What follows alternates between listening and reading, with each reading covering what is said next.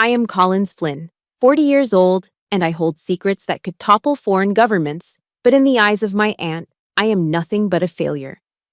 That Thanksgiving dinner was supposed to be warm, a rare ceasefire in the silent war of my family dynamics. Instead, it turned into hell the moment Aunt Marjorie raised her glass of expensive wine, pointed a manicured finger at my cousin, her golden boy, and then looked at me with pity. "Look at your cousin, Collins. That is a hero," she said, her voice dripping with a toxic sweetness. "And you? 18 years in the service and not a single medal to hang on the wall? It's honestly embarrassing how you cling to the government's skirt just to stamp papers." She laughed, a cruel tinkling sound that tore through my self-esteem right in front of the entire family. But she didn't know that the man sitting next to her, the Navy SEAL son she worshipped, had just dropped his silver fork onto the table when he heard me whisper 2 forbidden words under my breath. 2 words that would make her wish she had never opened her mouth. If you have ever been looked down upon by your own flesh and blood for your silent sacrifices, leave a comment and subscribe right now. Because this story is for you. My 2012 Ford Taurus gave a final, wheezing shudder as I killed the engine in the driveway. It sat there, a gray, dust-streaked blemish parked amidst a sea of pristine German engineering. To my left was a sleek Mercedes SUV. To my right, a BMW convertible that probably cost more than my entire education. This was Arlington, Virginia, where status wasn't just implied, it was the very oxygen people breathed. I sat in the car for a moment, gripping the steering wheel. My knuckles were white. I wasn't preparing for a tactical extraction in a hostile zone, but God knows, walking into Aunt Marjorie's house felt dangerously similar. I checked the rearview mirror. My face was tired. Not the I stayed up late watching Netflix kind of tired, but the bone-deep exhaustion that comes from 3 days of managing a crisis in the South China Sea from a windowless bunker. I smoothed down my suit. It was a standard-issue gray pantsuit, practical, nondescript, and utterly devoid of style. I stepped out into the crisp November air, the smell of wood smoke and fallen leaves hitting me. Before I could even reach the doorbell, the massive oak door swung open. "Oh, Collins," Aunt Marjorie sighed, framing herself in the doorway like she was posing for a lifestyle magazine cover. She was 65 but fighting it tooth and nail with Botox and a wardrobe that cost a fortune. "You're still wearing that gloomy gray thing on a holiday?" She stepped aside, ushering me into the foyer which smelled overwhelmingly of potpourri and expensive perfume. "Look at Nathan," she gushed, gesturing dramatically toward the living room.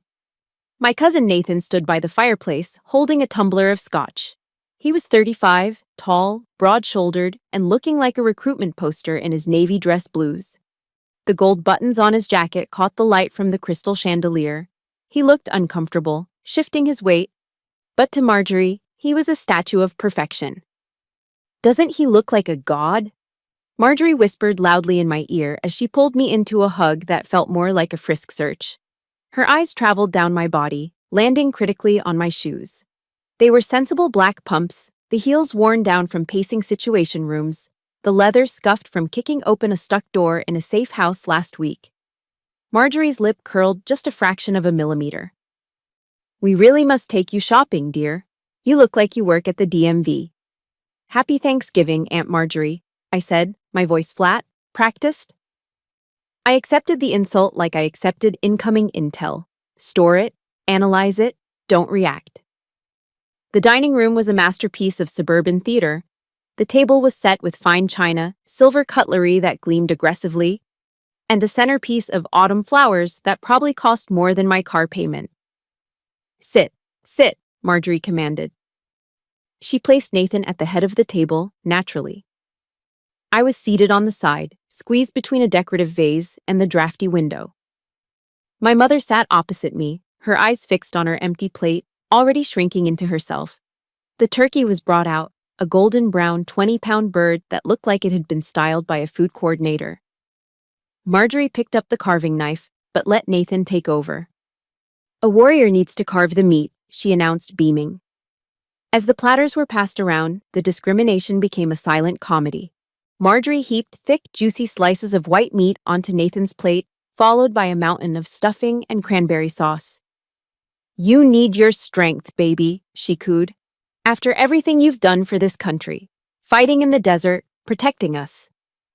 When the platter reached me, it was mostly picked over. Marjorie reached across, grabbed the serving spoon, and dropped a single dry wing and a scoop of lukewarm green bean casserole onto my china. "Eat up, Collins," she said, her voice dropping to that patronizing register she used for children and service staff. "Although, be careful with the carbs. When you sit in an office chair for 12 hours a day, the weight just sticks to you, doesn't it? You don't burn calories like Nathan does. He's out there in the field." I looked at the dry turkey wing. I hadn't eaten a real meal in 36 hours. The irony was rich. While Nathan was indeed a SEAL and a damn good one, his last deployment had been a training rotation in Germany. My office chair had recently been inside a dusty Humvee coordinating drone strikes. "The food looks delicious, Aunt Marjorie," I said. It was the lie that kept the peace. She took a long sip of her Napa Valley Cabernet, leaving a lipstick stain on the rim of the crystal.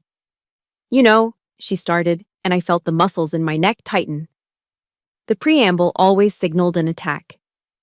"I heard on Fox News that the Pentagon is looking to cut administrative staff. Are you worried, honey?"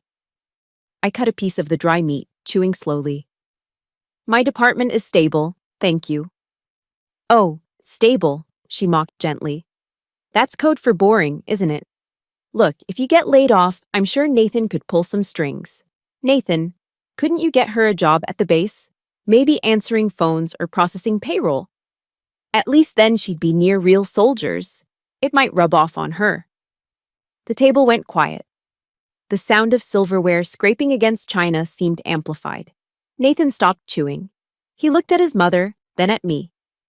There was a flicker of embarrassment in his eyes. He knew I outranked him.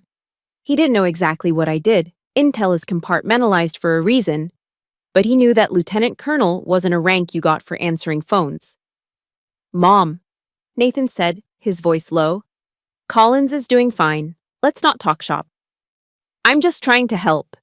Marjorie threw her hands up, the diamonds on her fingers flashing. "I worry about her. It's not natural for a woman her age to be so unaccomplished." My mother made a small noise like a whimpering dog, but she didn't look up. She kept cutting her green beans into tiny, microscopic pieces, terrified of drawing fire. Marjorie wasn't done. The wine had loosened her filter, and her need to elevate her son required a stepping stone. I was that stone. She leaned forward, her eyes narrowing with malicious delight. "Let's be honest, Collins. We're family. We can say these things. It's been 18 years. 18 years in the Army." She pointed with her fork at Nathan's chest, where a rack of colorful ribbons sat proudly on his blue uniform. "Look at Nathan. He's a Christmas tree of valor. And you?" She gestured to my plain gray blazer. Not a single ribbon, not a single medal to hang on the wall. Nothing. I placed my knife and fork down. I aligned them perfectly parallel on the plate. It was a grounding technique. Order in chaos. "Awards in my line of work aren't usually public, Aunt Marjorie," I said softly. "Excuses," she scoffed. "If you do something brave, they pin a medal on you. That's how it works. If you don't have medals, it's because you haven't done anything. Is that it? Is your job just making coffee for the generals? Is that why you never talk about it?" She laughed again, looking around the table for validation. "Don't be ashamed, Collins. Truly. The world needs people to file paperwork. Not everyone has the stomach for danger. Some people just need a safe little hole to hide in while the real men do the work." The air in the room seemed to vanish. I looked at my mother, begging silently for her to say something. Say I'm smart. Say I'm hardworking. Say anything. But she just took a sip of water, her hand trembling. I was alone. I looked away from my mother and fixed my gaze on the centerpiece of the table. A single tall white candle burned in the middle of the autumn arrangement. The flame flickered, dancing in the draft from the window. It was mesmerizing. It was hypnotic. And suddenly, I wasn't in a dining room in Arlington anymore. The smell of roast turkey vanished, replaced by the scent of damp earth and freshly cut grass. the white tablecloth faded into the pristine white marble of a headstone. The flickering candle wasn't a decoration. It was the eternal flame of memory. The insult about hiding from danger echoed in my ears, but it swirled together with a voice from the past, dragging me backward, down into the deep, dark well of memory where the real scars began. The flame of the candle blurred, pulling me back to a gray, drizzly morning in Arlington National Cemetery 28 years ago. I was 12. The world felt too big, too cold, and entirely too empty without my father. The grass was impossibly green, contrasting sharply with the rows of white marble headstones that stretched out like silent soldiers standing at eternal attention. My father's funeral wasn't a grand affair. He was a quiet man in life, and he remained a quiet man in death. There were no news cameras, no crowds of weeping admirers. Just a small group of men in trench coats who stood at a respectful distance, their faces hard and unreadable, and the honor guard performing the flag presentation. I watched, mesmerized and heartbroken, as the soldiers folded the American flag. 13 folds, precise, sharp, meaningful. Each fold a tribute to a life given in service. When the officer knelt in front of my mother and presented the tight blue triangle with the white stars facing up, he whispered the words I would memorize forever.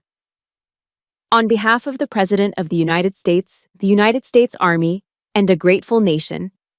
My mother took the flag, her hands trembling so violently she nearly dropped it. I wanted to reach out, to touch the coarse fabric, to feel the last physical piece of my father. But then Marjorie's voice cut through the solemn silence like a serrated knife. She was standing right behind us, dressed in a black coat that looked more appropriate for a fashion runway than a burial. She leaned toward my mother, not to offer a tissue or a hug, but to whisper something that would burn a hole in my heart. "See, Sarah," Marjorie hissed, her breath smelling of mince and judgment. "This is the price of stubbornness. If he had just listened to me and gone into commercial real estate, he'd still be here. He'd be closing deals in DC, not rotting in a wooden box for a pension that won't even cover your rent." I froze. The tears drying on my cheeks turned cold. At 12 years old, I didn't have the words to fight back, but I felt the acid of her words eating through me.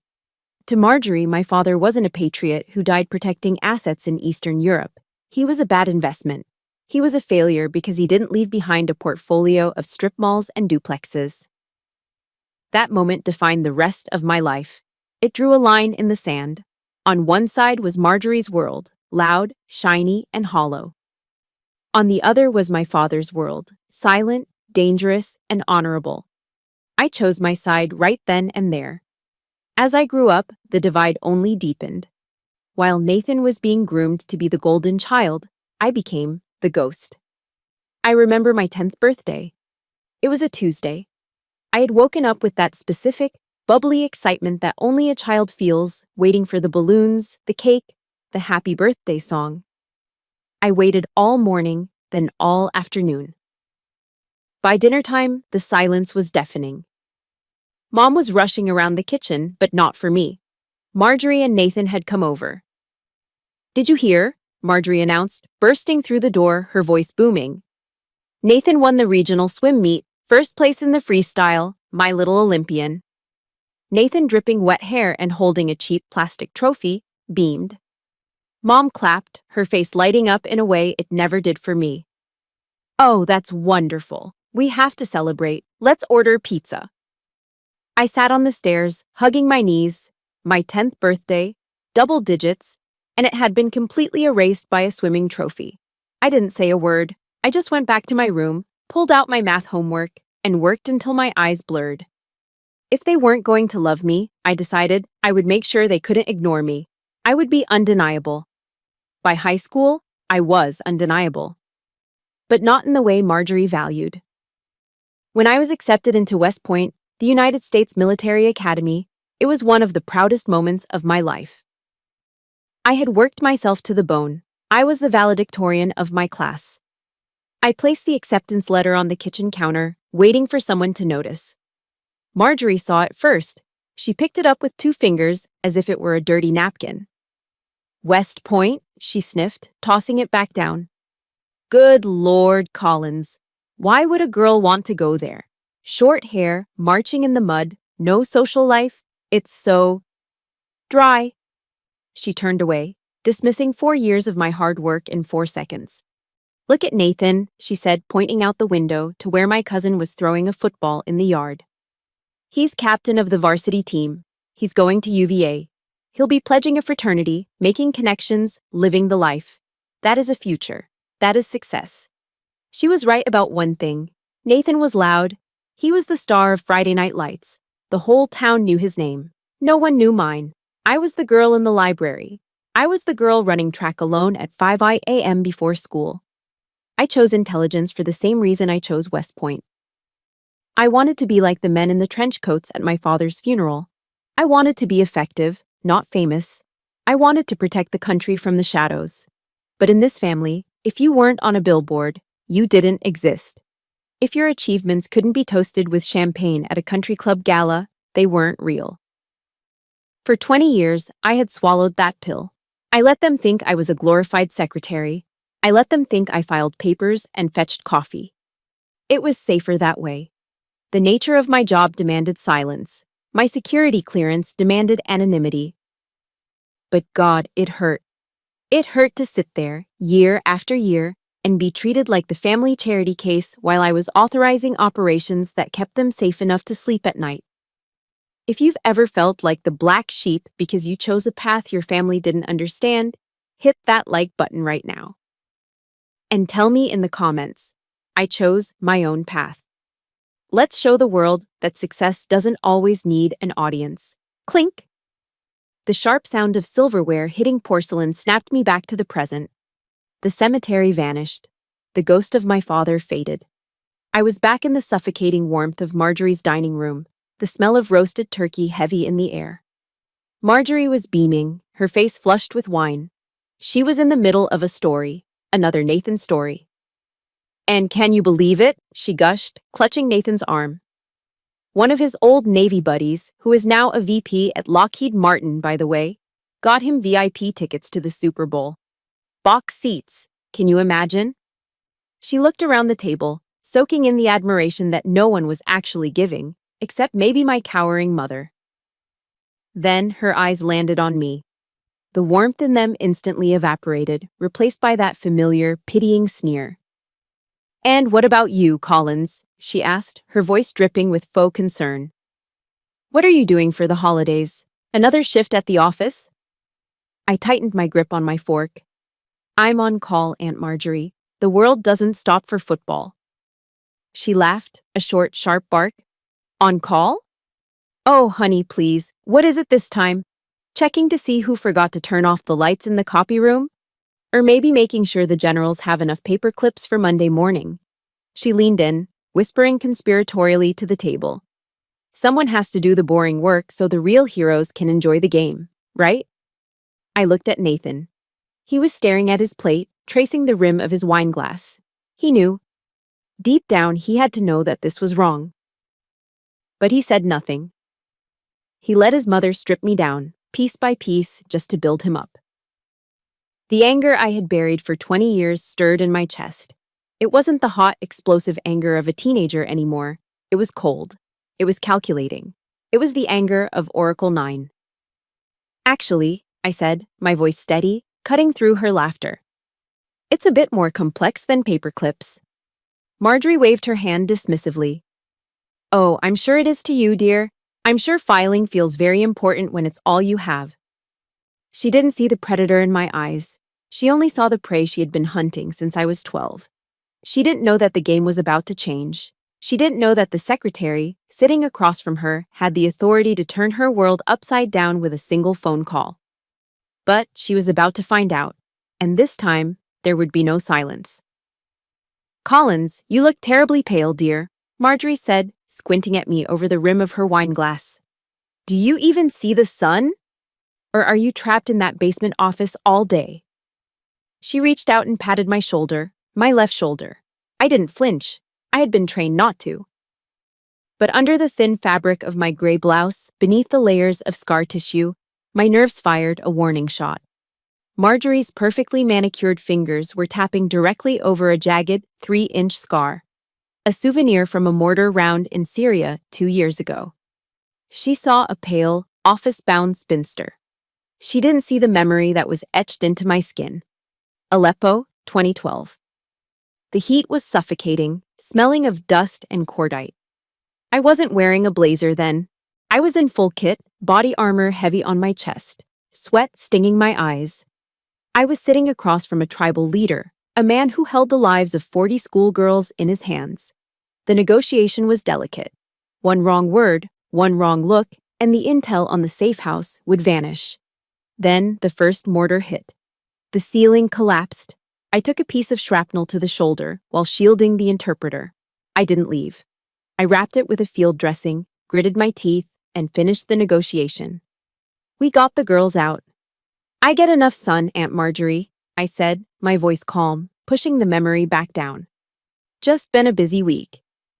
Busy doing what? She laughed lightly. Updating spreadsheets? If only she knew. She thought my dark circles were from binge-watching TV or sleeping in on weekends. She had no idea that for the last 36 hours, I hadn't seen a bed. I had been locked inside a SCIF, a sensitive compartmented information facility, deep within the bowels of the Pentagon. It was a windowless, soundproof box kept at a constant 60 degrees to keep the servers and the analysts awake. The air smelled of stale coffee and ozone. For a day and a half, I had been the lead targeting officer for a joint special operations task force. We were tracking a shipment of illegal surface-to-air missiles moving across a border in North Africa. I had watched the live feed from a Reaper drone hovering at 20,000 feet. I had made the calls. I had given the green light. The stress was a physical weight pressing down on your chest until you forgot to breathe. When the mission was over, when the threat was neutralized and the assets were safe, I hadn't celebrated. I had simply driven home, showered for 10 minutes, changed into this suit, and driven straight to this dining room to be told I looked lazy. Something like that, I replied, taking a sip of water. The ice clinked against the glass. Across the table, Nathan was watching me. He wasn't eating. His fork was resting on his plate, and his eyes, sharp, blue, trained, were locked on my face. He was a SEAL. He knew how to read people. He knew what exhaustion looked like, the kind that comes from adrenaline dumps and sleep deprivation, not boredom. More importantly, he noticed what I was doing. Without thinking, my eyes had scanned the room again. I checked the main entrance. I checked the sliding glass doors to the patio. I noted that the heavy drapes were open, a sniper risk, technically, though in suburban Virginia, it was just a privacy issue. I checked the position of the knives on the table. It was automatic.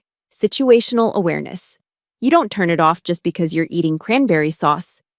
Collins, Nathan said, his voice cutting through his mother's chatter about her new Pilates instructor. You okay? I met his gaze.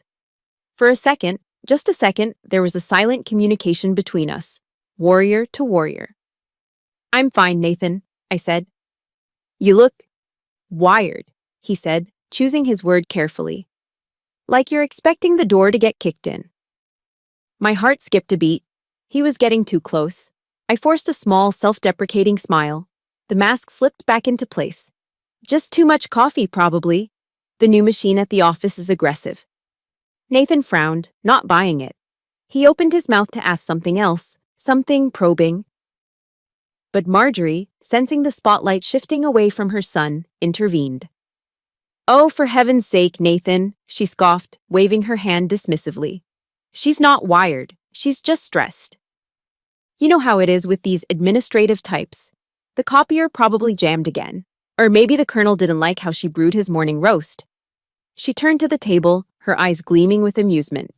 Can you imagine being stressed about paper clips while my son is out there jumping out of helicopters? She threw her head back and laughed. It was a loud, brash sound, like fingernails dragging down a chalkboard. It filled the room, bouncing off the crystal chandelier and the expensive wallpaper. It was the sound of pure, unadulterated ignorance. I mean, really, she continued, wiping a tear of mirth from her eye. It's cute, in a way. Everyone has their little battles. Yours is just stationary. My mother kept her head down, pushing a pea around her plate. Nathan looked down at his hands, his jaw tightening. I felt the heat rise up my neck. Not embarrassment. Rage. Cold, hard rage. She was mocking the very shield that protected her. She was laughing at the silence that allowed her to sleep soundly in her $1 million home.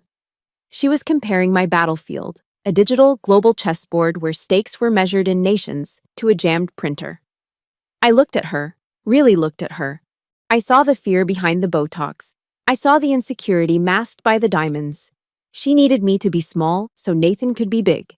She needed me to be the failure so she could be the mother of a hero. Stationery can be very dangerous, Aunt Marjorie, I said, my voice dangerously soft.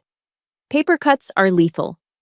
She didn't catch the sarcasm. She just nodded, satisfied. Exactly. That's why we need men like Nathan, to handle the real world. She raised her glass again. To Nathan, the only real soldier at this table. Nathan flinched. The glass in his hand trembled slightly. He looked at me, his eyes pleading. Don't do it, his look said. Just let it go. But the sound of her laughter was still ringing in my ears. The scar on my shoulder throbbed. The 36 hours of sleepless vigilance weighed on my soul. And then, she said it. The one word she should have never, ever used. Honestly, Marjorie sighed, setting her glass down. It's good you have a safe job, Collins. You're just softer. You're not built for the fight. You're what the boys call a pog, right, Nathan? A person other than grunt. The room went dead silent. POG wasn't just an acronym. In the military, coming from a civilian who had never served a day in her life, it was a slur. It was a dismissal of every sacrifice, every risk, every drop of sweat. Nathan dropped his fork. It hit the china with a violence that made everyone jump. Mom, he warned, his voice dark. What? Marjorie blinked, innocent and cruel. It's true, isn't it? She's a POG, a paper pusher. Why pretend otherwise? That was it. The dam broke. The secretary was gone. Oracle 9 was entering the room, and she wasn't bringing paper clips. She was bringing fire. The word hung in the air, toxic and heavy, POG. For civilians, it's just an acronym. For service members, it's a dividing line. But the way Marjorie said it, with that sneer, that casual wine-drunk arrogance, turned it into a weapon. A POG, she repeated, savoring the taste of it. That's what you are, isn't it, Collins? A paper tiger, someone who wears the costume but never plays the part. She took another sip of her Cabernet, her eyes glassy but focused intently on tearing me down. I have to be honest with you, because I'm family. And family tells the truth. It's embarrassing. I look at your father's picture on the mantle, a real soldier. And then I look at you. He would be ashamed. You're staining his memory by walking around in a uniform you only wear to file tax returns. My blood ran cold. It wasn't the heat of embarrassment anymore. It was the icy chill of absolute clarity. She had crossed the line. She hadn't just insulted me. She had invoked my father to do it. Marjorie, I said, my voice barely a whisper. Stop. Why? She laughed, gesturing with her fork. Because the truth hurts. You think putting on a uniform makes you special? It's just dress up, Collins. You're playing dress up to fool people into thinking you matter. But we know. We know you're just a glorified clerk hiding behind the government's skirt. I turned my head slowly to look at my mother. She was sitting directly across from me, her shoulders hunched as if she were expecting a physical blow. She heard every word. She heard her sister-in-law call her daughter a fraud, a disgrace, a stain on the family name. Mom, I said softly. My mother didn't look up. She busied herself with cutting a piece of turkey that was already cut. She took a sip of water. She did everything except look me in the eye. She did everything except say, "That's enough, Marjorie."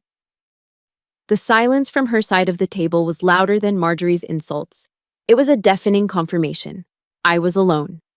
In this room, in this family, I had no allies. My own mother would trade my dignity for a peaceful dinner and a continued invitation to the beach house. A cold, hard knot formed in my stomach. The last tether of familial obligation snapped. Wow, I breathed out. Okay. I looked down at my hands. My right hand was gripping the silver dinner knife. I squeezed it. My knuckles turned white. The metal dug into my palm, a grounding pain that kept me from flipping the table. Across from me, the dynamic shifted. Nathan wasn't laughing anymore. The smirk had vanished from his face. He was staring at my hand, at the way I was gripping the knife. He was a SEAL. He had been trained to recognize threat indicators. He knew that a grip like that didn't come from a hurt feeling. It came from a suppressed, lethal instinct. He looked up at my face. I wasn't looking at Marjorie anymore. I was staring at a spot on the wall behind her, my eyes unfocused but intense. My breathing had slowed. My posture had shifted, shoulders squared, chin down. It wasn't the posture of a beaten niece. It was the posture of an operator entering a kill box. Nathan slowly, deliberately, placed his wine glass on the table. Clunk. "Mom," he said. His voice was different now. The playful son was gone. This was the lieutenant commander speaking. "Shut up." Marjorie blinked, stunned. "Excuse me? Nathan, honey, don't be rude. I'm just telling her what she needs to hear for her own good." "I said shut up," Nathan barked. The command cracked like a whip across the dining room table. Marjorie recoiled, her mouth hanging open. My mother finally looked up, her eyes wide with terror. Nathan ignored them both. He leaned forward, his elbows on the table, invading my space. He locked eyes with me. He was searching. He was looking past the gray suit, past the Cousin Collins facade, trying to find what he had just glimpsed in my grip on the knife. He saw the scar tissue in my eyes, the kind you don't get from paper cuts. He saw the 1,000-yard stare that I had let slip for just a fraction of a second. "Collins," Nathan said, his voice low, deadly serious. "You're not admin, are you?" I didn't answer. I kept my gaze steady, cold. "I've been watching you all night," Nathan continued, his eyes narrowing. "You cleared the room when you walked in. You checked the exits. You haven't sat with your back to the door once. And that grip?" He nodded at my hand still strangling the knife. "That's not how a clerk holds silverware." "Nathan, what are you talking about?" Marjorie sputtered, trying to regain control. "She's just upset because I called her out." "Quiet!" Nathan slammed his hand on the table, rattling the fine china. He didn't break eye contact with me. "Drop the act, Collins," he said. "It wasn't a request. You're not a pog. You never were. I've seen that look before. I've seen it in guys who come back from places that don't exist on maps." He leaned in closer, his voice dropping to a whisper that carried more weight than a scream. "Don't lie to me. Not here. Not now." He took a breath, and then he asked the question that would shatter the charade forever. "What is your call sign?" The question hung there. A call sign isn't just a nickname. It's an identity. It's who you are when the world is burning. It's the name that pilots scream over the radio when they need air support. It's the name that enemies whisper in fear. If I answered him, there was no going back. If I answered him, the gray suit, the boring job, the failure of a niece, it all died right here on this table. Marjorie looked confusingly between us. "Call sign? Like Top Gun?" "What is this nonsense?" Nathan ignored her. "Tell me, Collins. I need to know who I'm sitting across from. Are you my cousin the secretary, or are you something else?" I slowly unclenched my hand from the knife. The blood rushed back into my white knuckles. I looked at Nathan. I saw a man who thought he was the alpha in the room. I saw a man who thought he knew what power looked like because he wore a trident on his chest. He had no idea. I picked up my napkin and dabbed the corner of my mouth. The movement was slow, deliberate, elegant. "You really want to know, Nathan?" I asked softly. "Yes," he hissed. I lowered the napkin. I looked him dead in the eye, and I let the mask fall completely. Oracle 9. The dining room was quiet, save for the faint hum of the refrigerator in the next room. My mother was holding her breath. Marjorie was blinking, a confused smile plastered on her face, waiting for the punchline. Nathan was leaning forward, his blue eyes locked onto mine like laser sights. He was daring me. He was calling my bluff. He expected me to say something administrative, something like Echo Support or Logistics 1. I didn't blink. I didn't break eye contact. I let the silence stretch until it was almost painful. Then, I opened my mouth and spoke the words that had never left a secure facility before. Oracle 9. I said it softly. No drama, no theatrics, just a fact. For a split second, nothing happened. Then, clatter.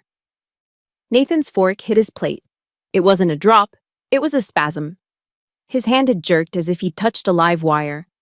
The color drained from his face so fast it was terrifying. One moment, he was the flushed, arrogant Navy SEAL. The next, he was gray, ash-white, like he'd seen a ghost. He stood up. He didn't just stand, he snapped to attention. His chair scraped violently against the hardwood floor, falling backward with a loud crash. He didn't even look at it. His back was ramrod straight, his chin tucked, his arms pinned to his sides. It was the involuntary, muscle memory reaction of a soldier finding himself in the presence of a god. Marjorie jumped, clutching her pearls. Nathan, what on earth? Oracle 9, Nathan whispered. His voice was trembling. Actual fear. You're the handler for Task Force Black? The Syrian operation? I picked up my wine glass and took a slow sip. Sit down, Lieutenant Commander. He didn't sit. He couldn't. He looked like he was about to vomit.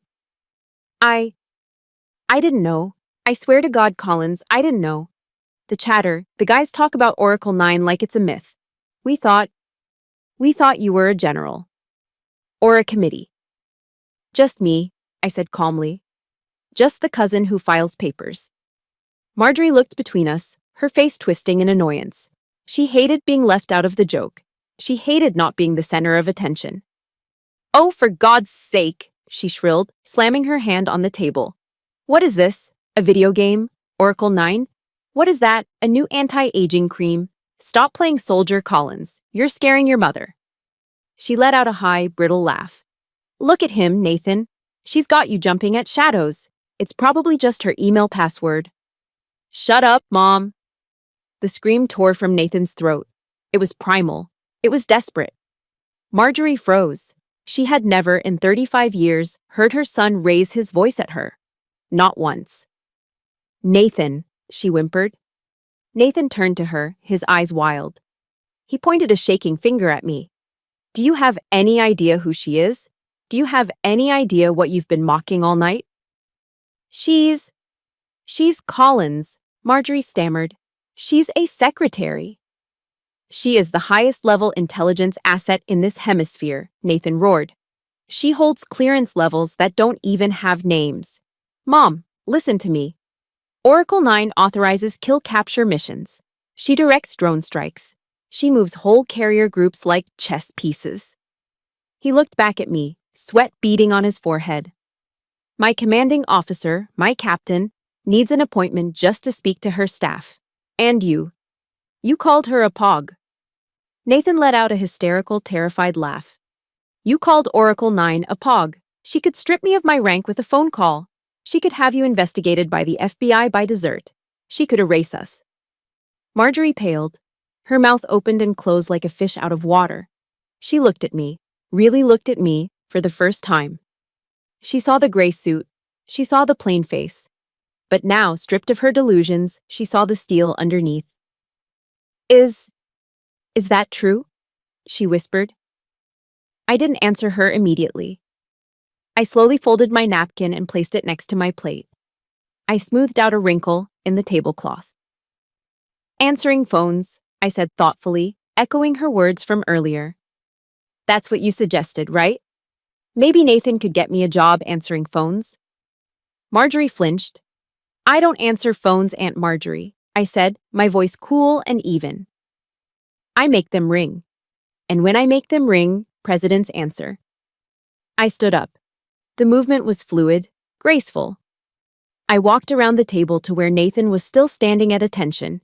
He looked like he wanted to disappear into the floorboards. At ease, Nathan, I said quietly. He let out a breath he'd been holding for a minute, his shoulders sagging, but he didn't dare look me in the eye. I turned to Marjorie. She was shrinking in her chair, looking smaller and older than I had ever seen her. The Grand Matriarch of Arlington had been reduced to a trembling old woman in a fancy dress. I kept my mouth shut for 18 years, I told her. Not because I was ashamed, but because my work requires silence, because the safety of this family and this country depends on people like me staying in the shadows while people like Nathan get the parades. I gestured to Nathan's ribbon rack. He earned those. He's a good soldier. He kicks down doors. But I tell him which doors to kick. And I make sure there isn't a bomb waiting on the other side. I leaned in close to her, resting my hands on the back of her chair. She smelled of fear now, overriding the expensive perfume. Operational security, OPSEC, is more important than your ego, Marjorie. It's more important than your need to brag at the country club. I tolerate your insults because I am disciplined. But tonight, you insulted my father. And you insulted the uniform. I straightened up and buttoned my gray blazer. I'm leaving now. The turkey was dry, by the way. I looked at my mother. She was weeping silently, tears streaming down her face. But for the first time, she was looking at me. And in her eyes, there wasn't pity. There was awe. Mom, I said, you can stay if you want, but I'm going home. I turned on my heel and walked toward the foyer. My heels clicked on the hardwood floor, a steady, rhythmic sound. Click, click, click. Behind me, the dining room was a tomb. No one moved, no one spoke. The only sound was the crash of Marjorie's wine glass as her shaking hand finally knocked it over, spilling red wine across the pristine white tablecloth like blood. I didn't look back. I opened the heavy oak door and stepped out into the night. The air was cold, biting. I took a deep breath, filling my lungs with oxygen that didn't smell of hypocrisy and lies. I walked to my beat-up Ford Taurus.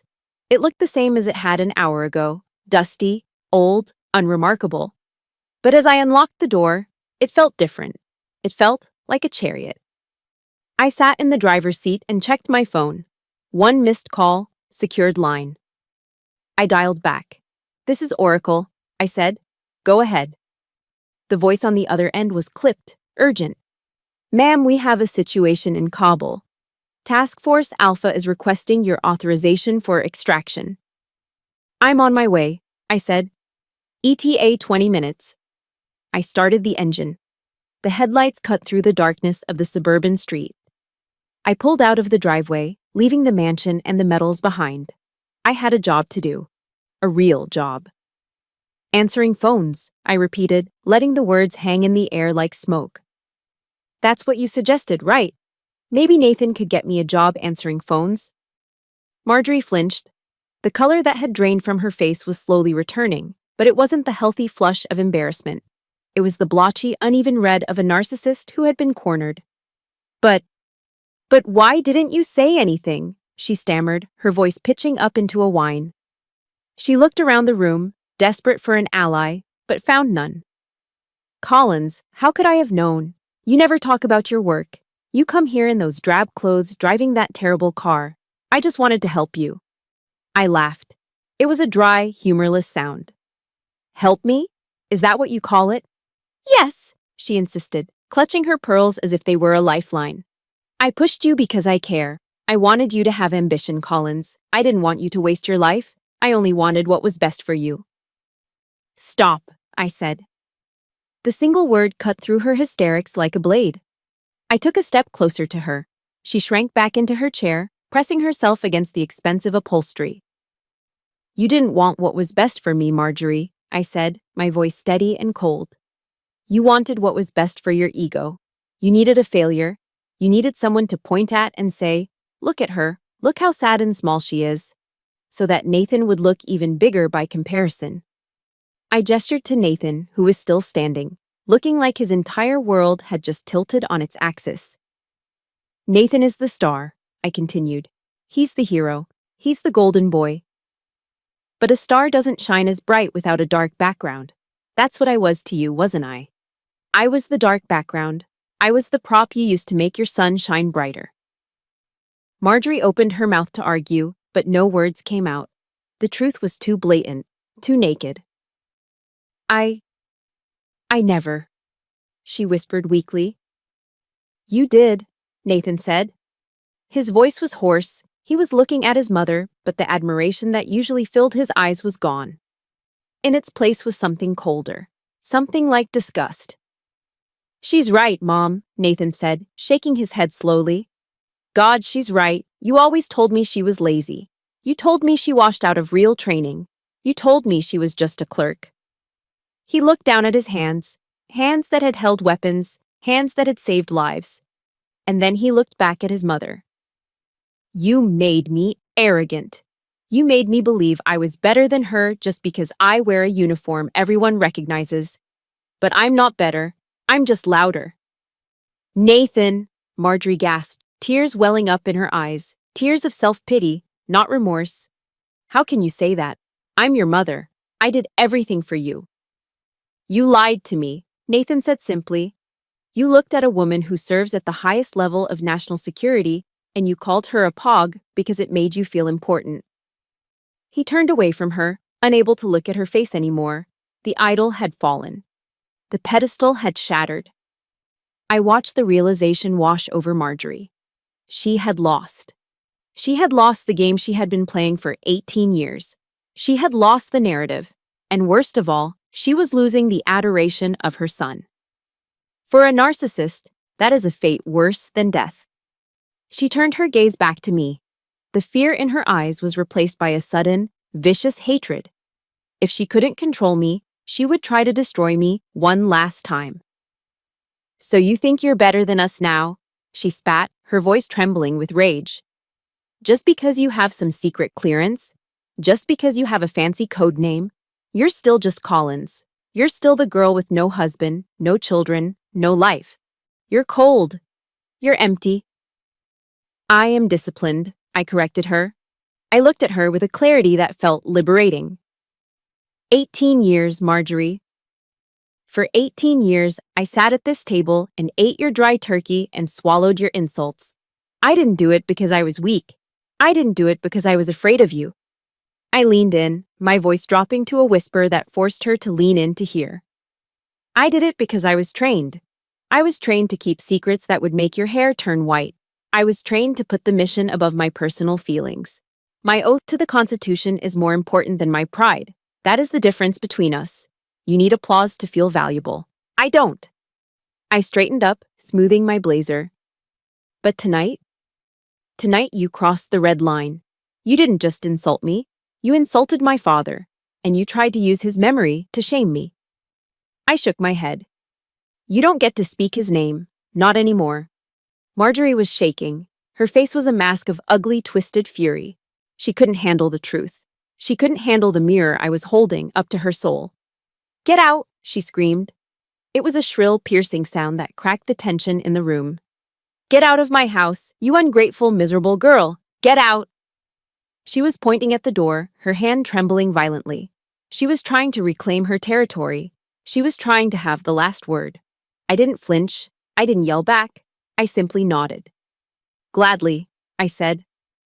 I looked at my mother one last time.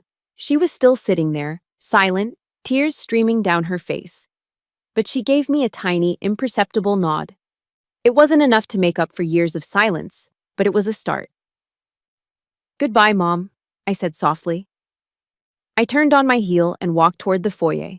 I didn't rush. I walked with the measured pace of a woman who knows exactly where she is going. Don't come back, Marjorie shrieked behind me. Don't you dare come back here expecting Christmas dinner. You're dead to me. Her words bounced harmlessly off my back. They were just noise, static. I reached the heavy oak door and pulled it open. The air outside hit me like a physical blow, cold, crisp, and clean. It smelled of winter and dead leaves, but to me, it smelled like freedom. It smelled like the end of a very long, very dark chapter. I stepped out onto the porch and let the door close behind me. Thud. The sound was final. It was the sound of a bridge burning, and the warmth of the flames felt incredible. I walked down the driveway toward my car. The wind bit at my cheeks, but I didn't button my coat. I wanted to feel it. I wanted to feel everything. For the first time in my life, I wasn't the niece who wasn't good enough. I wasn't the cousin who lived in the shadow. I was Collins Flynn. I was Oracle 9. And I was free. If you have ever had to walk away from a family member to save your own sanity, hit that like button. It's the hardest thing to do, but sometimes it's the only way to survive. Leave a comment saying, "I chose peace," if you agree that boundaries are necessary. I reached my car and put my hand on the door handle. My phone vibrated in my pocket. A secure line. I pulled it out. The screen glowed in the darkness. "This is Oracle," I answered. "Ma'am?" The voice on the other end was clipped, urgent. "We have a situation developing in Sector 4. Task Force Alpha is requesting authorization for immediate extraction." I looked back at the house one last time. Through the window, I could see Marjorie still gesturing wildly, shouting at an empty room. I saw Nathan sitting with his head in his hands. I turned my back on them. "I'm on my way," I said into the phone. "ETA 20 minutes. I got into the car, started the engine, and drove away. The rearview mirror was dark, but the road ahead was illuminated by my headlights, bright and clear. The Pentagon at 2 a.m. is a different world. The tourists are gone. The massive parking lots are empty except for the scattered cars of the watch officers and crisis response teams. The corridors, usually buzzing with the noise of thousands of bureaucrats, are silent, stretching out like endless linoleum arteries. But deep inside the E-ring, inside the NMCC, the National Military Command Center, the pulse never stops. I walked through the double doors, flashing my badge. The Marine Guard didn't just check it, he recognized me. He straightened up, giving a sharp nod. "Ma'am." "Status?" I asked, not breaking stride. "Situation Room B. They're waiting for you, Oracle." I entered the room. It was a hive of controlled chaos. A dozen analysts were hunched over computer terminals, their faces illuminated by the blue glow of screens. On the main wall, a massive digital map of Kabul, Afghanistan, was displayed in high definition. "Officer on deck," someone barked. The room didn't snap to attention. We don't do that in crisis mode, but the energy shifted. Heads turned, eyes focused. The uncertainty that had been filling the room evaporated the moment I walked in. I wasn't Collins the poor relation anymore. I wasn't the niece who wore boring clothes. Here, in this windowless room filled with secrets, I was the apex predator. "Talk to me," I commanded, tossing my coat onto a chair and rolling up the sleeves of my gray blazer. Major Vance, a seasoned intelligence officer with bags under his eyes, stepped forward. "We have a problem, Oracle. Asset Echo 4 has been compromised. His cover was blown 20 minutes ago. He's holed up in a safe house in District 9, but he's got hostiles closing in. 3 technicals, maybe 15 dismounts." I looked at the screen. A live drone feed showed the thermal signatures, white-hot ghosts moving through the dark streets of Kabul. I saw the safe house. I saw the enemy trucks circling like sharks. Echo 4 wasn't just an asset, he was a father of 2 from Ohio, who had been deep undercover for 6 months, gathering intel on a terror cell. He was one of ours. "What's the status of the QRF?" I asked. "Quick reaction force." "Alpha team is 5 minutes out," Vance said, pointing to a cluster of blue dots on the map. "But the rules of engagement are tricky. We've got civilians in the area." I zoomed in on the feed. My eyes narrowed. There, right next to the compound wall, were 3 small heat signatures. They were too small to be fighters. "Kids," I whispered, "playing soccer in the street. If we engage with hellfires from the drone, we wipe them out," Vance said grimly. "If we wait for Alpha to get there on foot, Echo 4 gets overrun." The room went silent. Everyone looked at me. This was the burden. This was the job. Marjorie thought I made coffee. In reality, I made life-or-death decisions in the blink of an eye. I could feel the ghost of my father standing beside me. "Do the hard thing," he would say. "Do the right thing."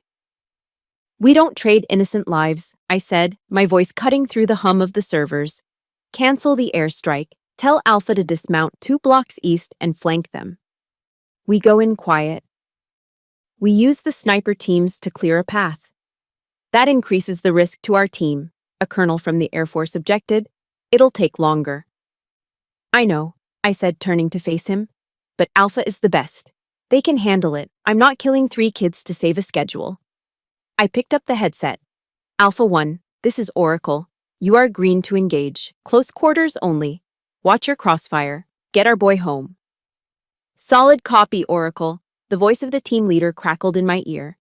Moving now. For the next 12 minutes, I didn't breathe. I watched the blue dots merge with the white dots. I watched the muzzle flashes bloom like tiny silent flowers on the screen.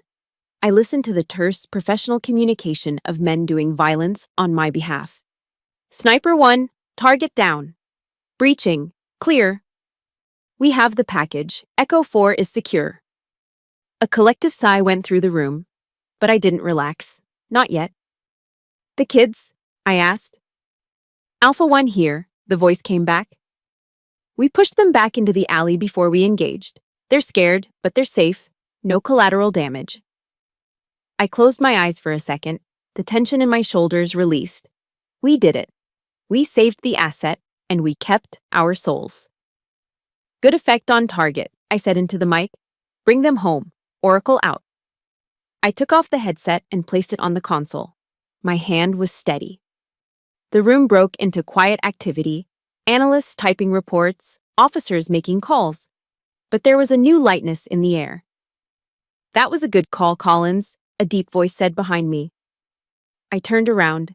It was Colonel Soto, my direct superior. A hard man who rarely handed out compliments. You took a risk diverting the airstrike, he said, looking at the map. But you were right. If we'd hit those kids, the political fallout would have been a nightmare. And it was the right thing to do. He reached into his pocket and pulled out a manila folder. He tapped it against his palm. I was going to wait until Monday, he said. But after tonight, and honestly, after the last 18 years of watching you work, it seems appropriate now. He handed me the folder. I opened it. Inside was a single sheet of paper with the Department of Defense seal at the top. It was an order of promotion. Congratulations, Soto said, extending his hand. Colonel Flynn. I stared at the paper. Colonel. Full bird colonel. It was a rank that commanded respect instantly. It was a rank that my father had never reached. The board was unanimous, Soto continued. They know who runs the show down here. You've been doing the job for years, Collins. It's time you wore the rank. I felt a lump in my throat, not of sadness, but of overwhelming pride. This wasn't a participation trophy. This wasn't a medal given because I was someone's son. I had earned this. Every late night, every missed holiday, every hard decision had led to this moment. Thank you, sir, I said, shaking his hand. My grip was firm. Go home, Colonel, Soto said with a rare smile. Get some sleep. You look like hell. I feel great, sir, I lied.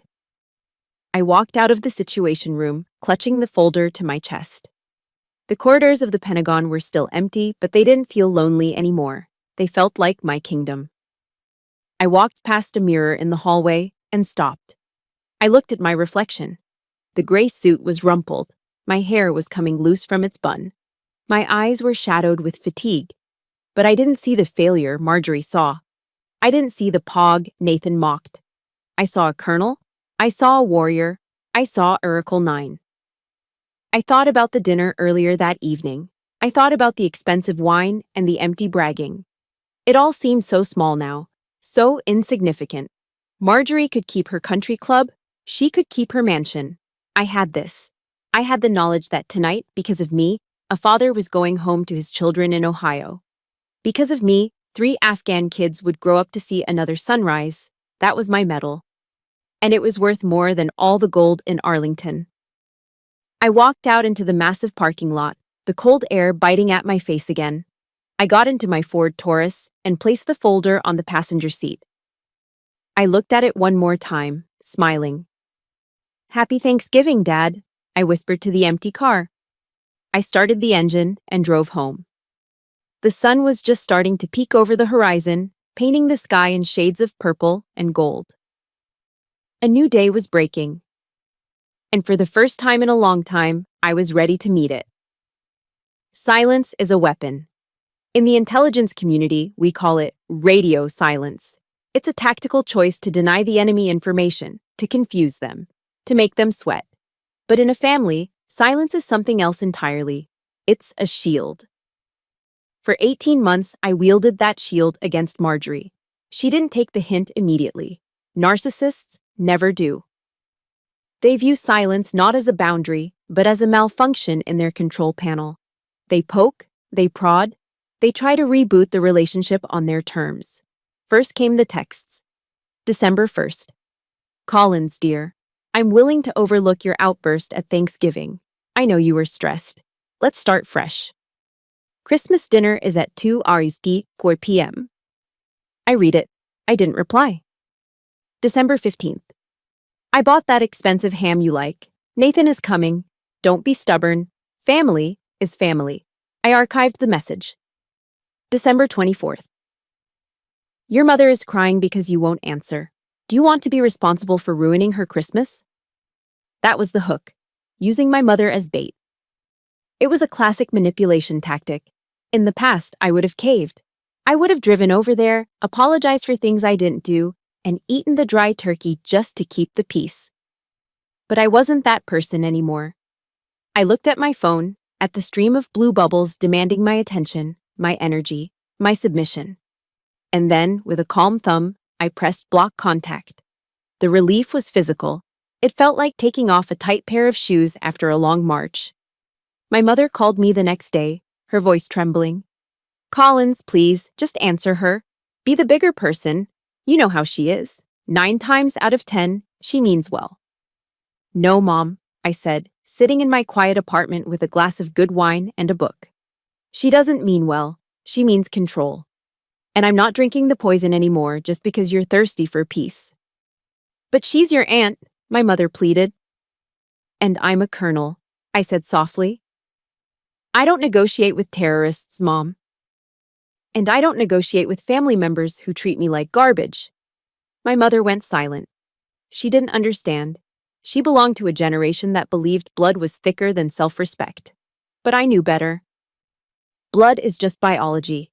Respect is a choice. The real test came 6 months later. The promotion ceremony was held in the Hall of Heroes at the Pentagon. It's a hallowed space, the walls lined with the names of Medal of Honor recipients. The air smells of history and floor wax. I stood on the stage, wearing my dress blues. They fit perfectly. The fabric was crisp, the ribbons on my chest straight and colorful. Not stolen valor, but earned valor. General Soto stood in front of me. Order to attention, he barked. The room snapped. My mother was there in the front row. She looked small in her beige cardigan, clutching a tissue. She was crying, of course, but for the first time, her tears didn't make me feel guilty. They made me feel seen. And next to her was Nathan. He wasn't wearing his dress blues. He was in his service khakis, respectful, understated. He wasn't there to outshine me. He was there to witness me. When General Soto called for family members to pin on the new rank, my mother stepped up with shaking hands to pin the eagle on my left shoulder. She fumbled with the clasp, her fingers nervous. I've got it, Mom, I whispered, smiling at her. I'm so proud, she sobbed. Your father. Oh, Collins, your father would be so proud. Then Nathan stepped up to my right side. He took the silver eagle from the velvet box. His hands were steady. He looked me in the eye, and the look he gave me was one of profound, soldierly respect. It was the look you give to someone who has walked through fire and come out the other side. Colonel, he said softly as he pinned the eagle to my shoulder. Lieutenant Commander, I nodded. After the ceremony, during the reception, Nathan pulled me aside near the punch bowl. He looked older than he had at Thanksgiving. The arrogance that used to coat him like a second skin was gone, replaced by a quiet humility. She wanted to come, Nathan said, looking down at his cup. I didn't need to ask who she was. She threw a fit when I told her she wasn't on the list. He continued. She bought a new dress. She was going to tell everyone how she always knew you were special. She wanted to be the aunt of the colonel. I took a sip of punch. And I told her no. Nathan said. He looked up at me. I told her she lost that privilege the night she called you a pog. I told her that you don't get to celebrate the victory if you weren't there for the fight. I felt a tightness in my chest loosen. Thank you, Nathan. He shrugged, a shadow passing over his face. I should have done it years ago, Collins. I'm sorry I let her use me to hurt you. I didn't see it until you showed me. You see it now, I said. That's what matters. But Marjorie wasn't done. If she couldn't be there in person, she would force her presence into the room another way. 2 hours later, back in my new office, a corner office with a view of the Potomac, my assistant, Captain Lewis, walked in carrying a massive floral arrangement. It was ostentatious. Orchids, lilies, roses. It looked like a funeral spray for a billionaire. Delivery for you, ma'am, Lewis said, struggling to see over the blooms. No return address, but there's a card. I plucked the card from the plastic fork. I recognized the handwriting immediately. It was loopy, decorative, and aggressive. To my dearest niece, Colonel Flynn. Congratulations on finally making something of yourself. I always told everyone you were a late bloomer. Let's do lunch. Love, Aunt Marjorie. I stared at the card. It was a masterclass in passive aggression. Finally making something of yourself. Even in congratulating me, she had to insult me. She had to remind me that I was a late bloomer, implying that up until now, I had been a weed. And the flowers, they were too big, too loud. They were meant to scream, look at me, look at what a generous aunt I am, to anyone who walked into my office. She wanted to use my success as fuel for her own ego. She wanted narcissistic supply, the validation she craved like oxygen. Captain Lewis, I said calmly. Yes, Colonel. Take these back to the mailroom, I said, dropping the card into the shredder. Whirr! The loops and swirls of her handwriting turned into confetti. Ma'am? Lewis looked confused. They're really nice flowers. They're not flowers, Captain. They're a Trojan horse, I said, turning back to my computer. Send them back to the sender. Do not open the plastic. And mark the package.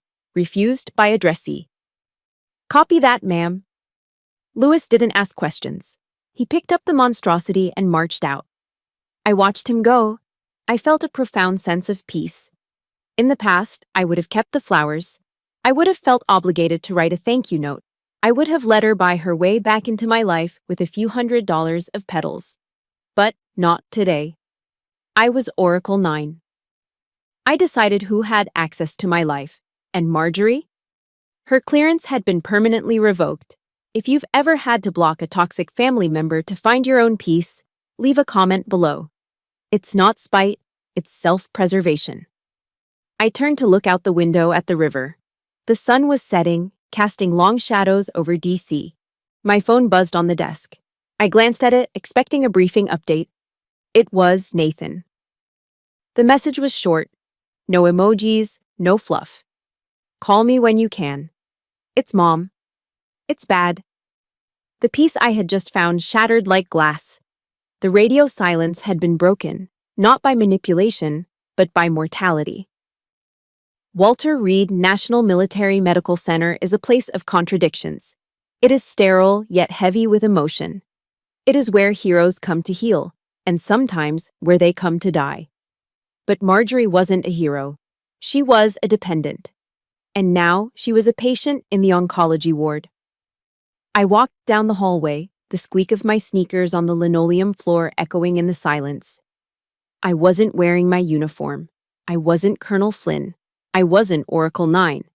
I was just Collins, wearing jeans and a soft gray sweater, carrying a cup of bad cafeteria coffee. When Nathan had called me at 3:04 a.m., his voice cracking, saying, "It's pancreatic, stage 4. All the anger I'd held onto for 18 months. It didn't disappear, but it lost its weight. Hate is heavy. It takes energy to maintain. And facing the finality of death, hate seemed like a waste of calories. I pushed open the door to room 402. The woman in the bed was a stranger. The Marjorie I knew was a force of nature, loud, vibrant, painted in layers of makeup and arrogance. This woman was small.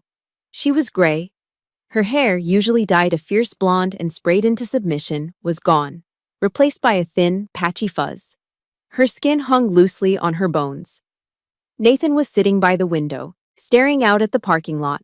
He looked exhausted. When I entered, he stood up, relief washing over his face. "You came," he whispered. "Of course I came," I said. Marjorie stirred, her eyes opened slowly. They were yellowed, sunken, but they were still hers. She focused on me, blinking as if trying to clear a fog. "Collins." Her voice was a rasp, a dry leaf scraping against concrete. "I'm here, Aunt Marjorie," I said, stepping closer to the bed. She tried to lift her hand, but it was too heavy. I reached out and took it. Her skin felt like parchment paper, dry, fragile, cold. You look different," she wheezed. "I'm just wearing civilian clothes," I said softly. "No," she shook her head slightly. "You look strong." A tear leaked from the corner of her eye and tracked a path through the map of wrinkles on her cheek. "I always hated that about you. Even when you were little, you were so quiet, so self-contained. You didn't need anyone." I pulled a chair close to the bed and sat down. This was it. The unmasking. The drugs and the proximity to death had stripped away the narcissism, leaving only the raw, ugly truth underneath. "Why did you hate me, Marjorie?" I asked. It wasn't an accusation, it was a genuine question. She closed her eyes. "Because you reminded me of him. Your father." She took a ragged breath. "Everyone loved him. He was the hero. He was the brave one. And I was just the sister who married money. I was just the one who threw parties." She squeezed my hand with surprising strength. "And then you came along. And you were just like him." And I looked at Nathan, my sweet, soft boy, and I was terrified. Terrified of what? That you would be better than him, she confessed, her voice breaking. That you would eclipse him. And if you, the quiet, boring cousin, were better than my son, then what did that make me? A failure. A mother who couldn't raise a winner. I looked at Nathan. He was weeping silently by the window, his back turned to us. He was hearing his mother admit that her love for him had been conditional, based on him being better than someone else. "So I tried to make you small," Marjorie whispered. "I thought if I pushed you down, if I made you feel worthless, you wouldn't shine so bright. And Nathan would look taller." She opened her eyes and looked at me, pleading. "I was jealous, Collins. I was so jealous of your strength. I was jealous that you didn't need the applause." The room was silent except for the rhythmic beeping of the heart monitor. Beep. Beep. Beep. I looked at this dying woman. I looked at the ruin of her vanity. And I felt nothing. No anger, no triumph, just a profound, aching pity. She had spent her entire life building a fortress of lies to protect a fragile ego. And now, at the end, she was alone in the rubble. "I'm sorry," she sobbed. "I'm so sorry, Collins. Can you ever forgive me?" This was the moment. The power dynamic had shifted completely. She was begging for absolution. I held the keys to her peace. I could have said no. I could have walked out. I could have let her die with the weight of her guilt. It would have been justified. But I remembered the words of a chaplain I met in Kandahar. Holding on to anger is like grasping a hot coal with the intent of throwing it at someone else. You are the one who gets burned. I looked at the burn scars on my soul. I was tired of carrying them. "I forgive you, Marjorie," I said. Her body sagged with relief. You do?" "Yes," I said firmly. "Not because what you did was right. It wasn't. You hurt me. You hurt Nathan. You hurt my mother." I paused, smoothing the blanket over her hand. "I forgive you because I refuse to carry your poison for another day." I forgive you because I want peace more than I want revenge. Marjorie closed her eyes, tears flowing freely now. Thank you, she whispered. Thank you. She drifted into sleep shortly after that, the morphine pulling her under. I sat there for another hour, watching her chest rise and fall. Nathan walked over and put a hand on my shoulder. You're a better person than I am, he said hoarsely. I don't know if I could have done that. It wasn't for her, Nathan, I said, standing up. It was for me. Marjorie died 4 days later. The funeral was exactly what she would have wanted. It was held at a large Episcopal church in Arlington. There were lilies everywhere, thousands of dollars worth of flowers. The pews were packed with her country club friends, women in black designer dresses, and men in expensive suits. They stood up and gave eulogies about her generosity, her style, her zest for life. They talked about the parties she threw. They talked about her charity galas. I sat in the front row, dry-eyed. I listened to the lies. They were beautiful lies, polite lies, the kind we tell at funerals to smooth over the rough edges of a life. But I knew the truth. Nathan knew the truth. As they lowered the casket into the ground, I looked up at the sky. It was a brilliant, piercing blue, not a cloud in sight. I thought about my father's funeral. Simple, quiet, honorable. I thought about Marjorie's funeral. Loud, expensive, hollow. I realized then that legacy isn't what you leave in your bank account. It isn't the size of your headstone. Legacy is the truth you leave behind in the hearts of the people who knew you. Marjorie left behind a legacy of insecurity and noise. My father left behind a legacy of service and silence. I knew which one I chose. I walked over to the open grave and dropped a single white rose onto the casket. Goodbye, Aunt Marjorie, I whispered. Rest in peace. The competition is over. I turned around and walked away, across the manicured grass of the cemetery. Nathan fell into step beside me. We didn't speak. We didn't need to.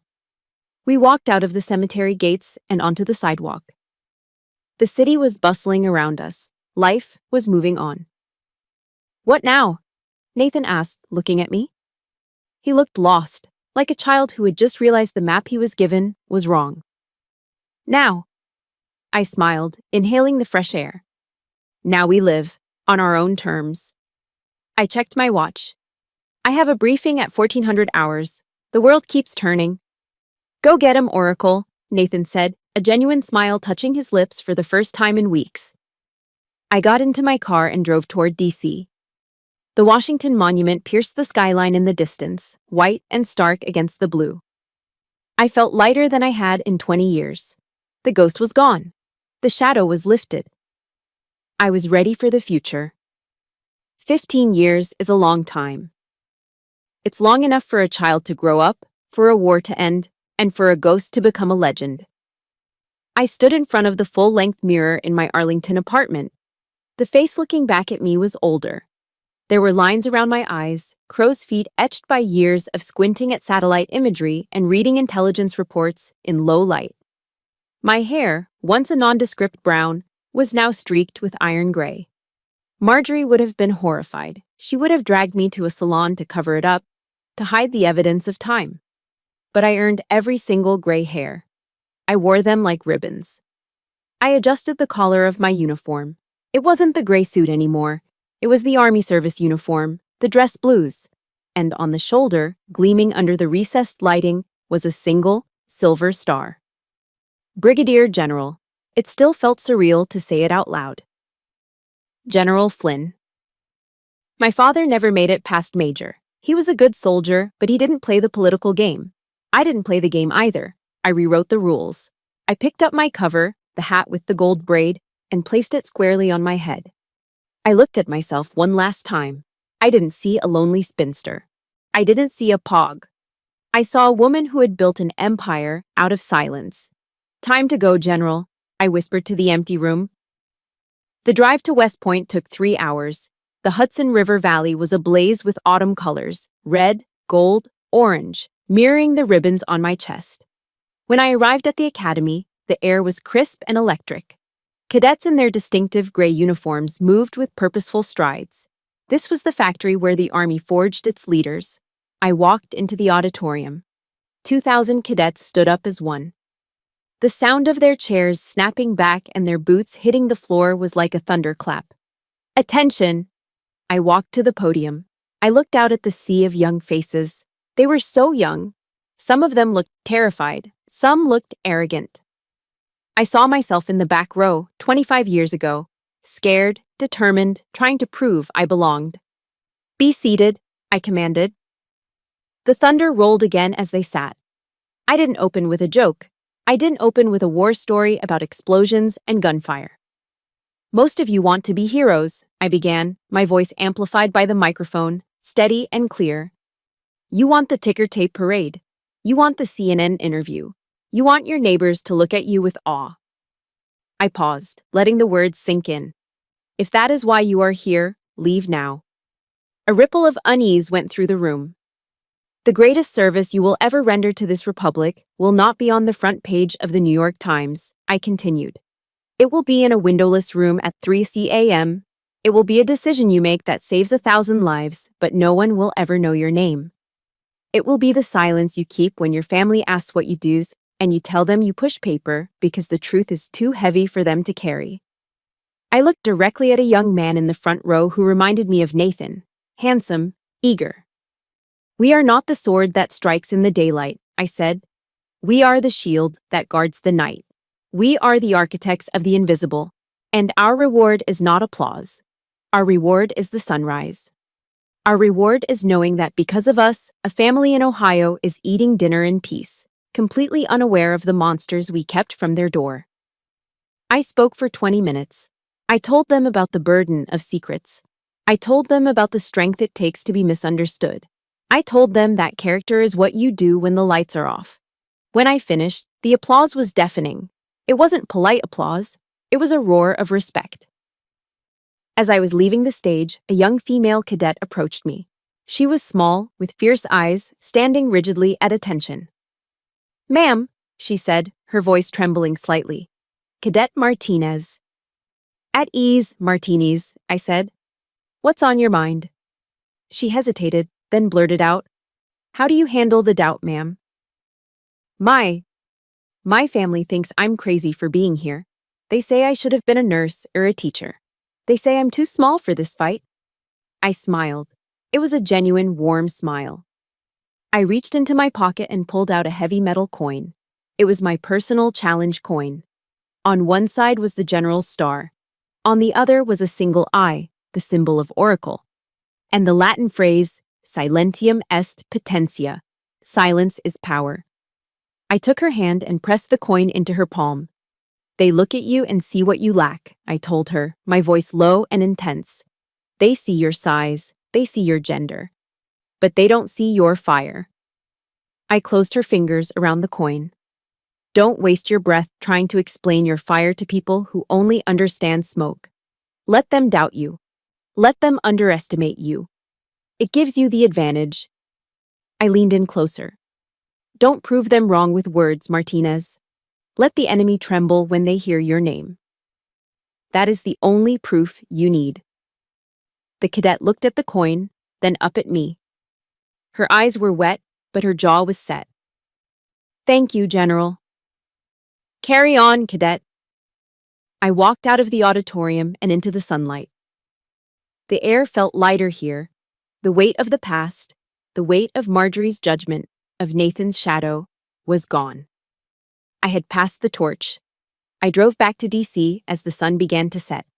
When I got home, I didn't turn on the TV. I didn't check my secure email. I poured a glass of Pinot Noir, a good bottle, 2018, and walked out onto my balcony. The Potomac River flowed silently below, reflecting the city lights. My phone buzzed on the railing. It was a text from Nathan. Happy birthday, General. Attached was a photo. It was Nathan, looking tan and happy, wearing a flannel shirt and muddy boots. He was standing next to a beautiful brown horse, his arm around a smiling woman, his wife, and holding a little boy who was laughing at the camera. He wasn't a seal anymore. He wasn't the golden boy trying to win his mother's love. He was a rancher in Montana. He was a husband. He was a father. He had found his own peace, far away from the expectations of Arlington. I typed back, "Thanks, Nate. The horse looks better than you." He replied instantly with a laughing emoji. "Miss you, sis. Come visit." The kid needs to learn how to salute. I smiled. A real smile. I looked out at the city. For 40 years, I had defined myself by who I wasn't. I wasn't the son. I wasn't the favorite. I wasn't the hero. But standing there, under the stars, with a glass of wine in my hand and a star on my shoulder, I finally knew who I was. I was the girl who survived the silence. I was the woman who turned invisibility into invincibility. I took a sip of wine. It tasted like victory. "I am Collins Flynn," I whispered to the night. "I am Oracle 9. And for the first time in my life, I was free. My war with the past is finally over. But I know many of you are still fighting in the trenches. You might not have a star on your shoulder, but if you wake up every day and choose dignity over toxicity, you are a hero in my book." If my story gave you the strength to draw your own red line, please subscribe to the channel and share this video with someone who needs to hear it. We are building a community of silent warriors right here. And do me one last favor. Go to the comments and write, "I am my own hero." Let's fill the world with that truth. Oracle out.